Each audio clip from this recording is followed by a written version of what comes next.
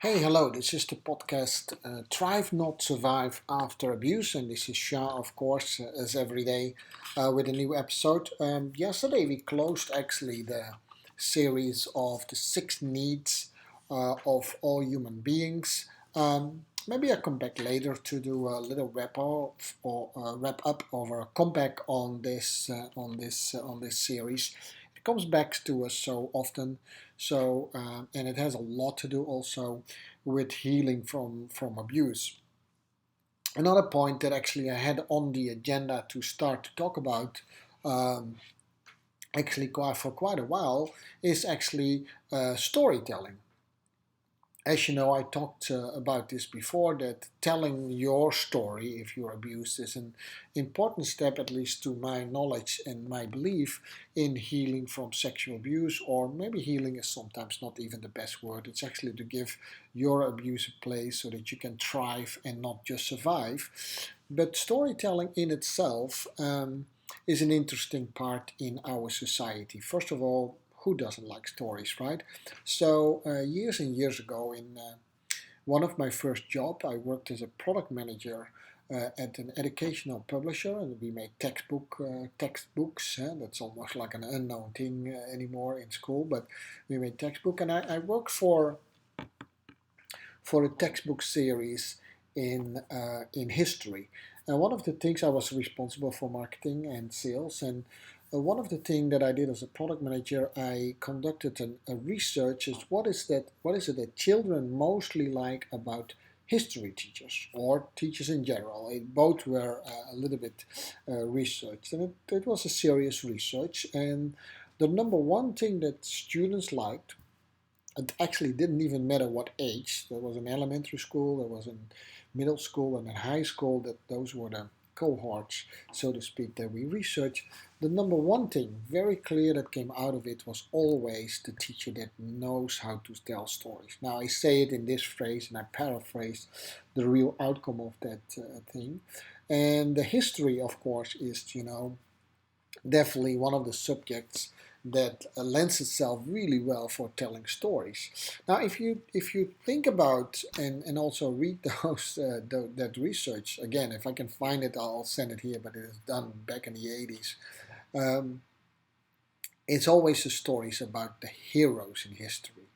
And if you look about what are the most popular movies on in movie theaters or with books that we sell, it's always about heroes. And that's actually been researched, and it seems, no, not only it seems, actually what we have discovered is that all these stories, it doesn't really matter what culture, it doesn't really matter on what audience it's geared to, it doesn't even matter what real genre it is, whether it's a horror genre or romantic or maybe more war story.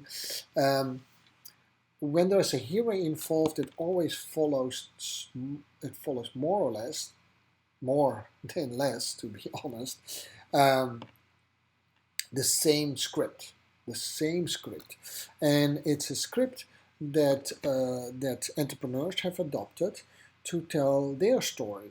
And the reason why they do that is that they become more authentic because it's really their story. It's not made up. But if you have to tell your story anyhow, whether it's on stage or on video, or whether you write it down in a blog or in a book, even, you better tell it in a right way so that your audience actually really wants to listen, right? So if I do a very factual thing, telling my story, it would maybe something sound like this. Hey, hello, my name is Sean Dorff, and I went through sexual abuse from my 7th year and to my 16th or something like that. Now, I mean, the facts didn't change, but it's completely different than to say, hey, I'm Jean Dorff and I'm always doing this podcast. Maybe you want to know why I do this podcast. Well, one of the reasons why I do this is not only that I see that abuse is still a growing problem in our society, but I was an abuse victim myself from the age of 7 till 12, and even after that, things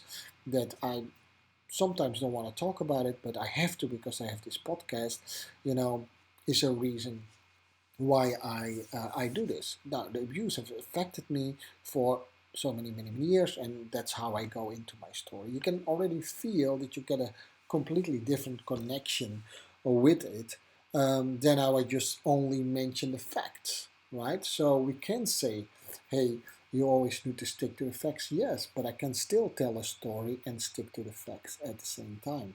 So, working on this, actually, I say if you bring people in emotion, you can keep them in motion. So if you want people to either follow you, and it doesn't always have to be commercial. It can be commercial, by the way, but it doesn't have to be commercial. If you really want to touch their heart, if you want to make sure that they move in a certain direction, or you want to win them for your cause, like I do for abuse, you have to be a really good storyteller. Actually, to be honest, there's almost nothing in this world where you don't have to be a good storyteller. Does that make sense? So, in the next, I don't know, maybe 2, 3, 4 episodes, maybe, I'm going to stretch this thing a little bit out, and we're going to look at storytelling from a few angles. Now, I hope many of you listen to this podcast because you could definitely use this in your private life. You can use it in wherever function you have if you work in corporate, and if you are a solo entrepreneur or an entrepreneur in a small setting, specifically if you do that a lot online, then you don't want to miss this. You really don't want to miss this series. And I've been, reading about this quite a bit for a while, even also applying it. And we will look at these things, and it has a lot. And I make a link back to abuse victims because storytelling is a big part of it. And I've launched a campaign, not so much, so much in the open, but I tell you already about it, and it says it's one story less to tell, and it actually asks you if you're a victim of abuse, tell your story so there is one story less to tell because people have to have. We need to come free from the statistic. I do a lot of statistics here in the podcast, but I rather tell all your stories in this podcast because I think that's what people attracts. They have heard my stories already a few times. So if you're willing to come with me on the podcast, that's maybe a good reason to do it right now. I give you a little bit of structure. But hey, if you are not an abuse victim or you want to use it in a slightly different way, we have many, many stories to tell. And if you pick up some of these skills, how to tell a story, it's not only awesome, by the way, but it has a really good function for you as well. Because there's no reason to tell a story and no one else listening, right? If you tell a story, you might as well make sure that your audience is listening. So that I hope that all makes sense. I hope that you think that it also fits in the podcast. I think I do. I'm very excited about this coming series that we are going to do about storytelling. First, I'm doing some technical things, and I make some analogies with how it is in movies, for instance, Harry Potter, and how that works as well. I also probably mention some books that you can read it by yourself. So I hope you will listen to the coming series. It will be only 2, maybe 3, maybe 4 episodes. I'm not sure yet. It depends a little bit how verbose I am or how much I can stick to the preparation work that I did. So this was Shah with the podcast Thrive Not Survive After Abuse, with the first and the intro of the episode, storytelling. Yeah? All right. I hope to hear you back tomorrow. I think we're at 108, so tomorrow will be 109. So we're getting a nice round number again very soon. All right. This was Shah. Bye bye.